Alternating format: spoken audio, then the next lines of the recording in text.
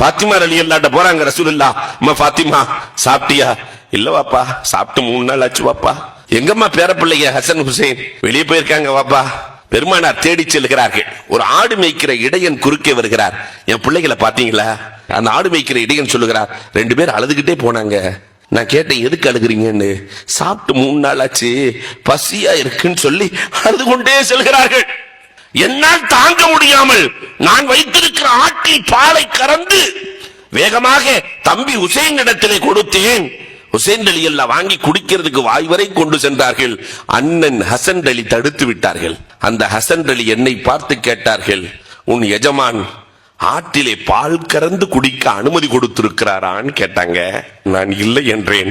உனக்கே ஹலால் இல்லை, எங்களுக்கு எப்படி ஹலால் ஆகும்? வேண்டாம் என்று சென்று விட்டார்கள். எந்த தாயாவது தன்னுடைய பிள்ளைகளுக்கு ஹலால் ஹராமை சொல்லிக் கொடுத்திருக்கிறோமா?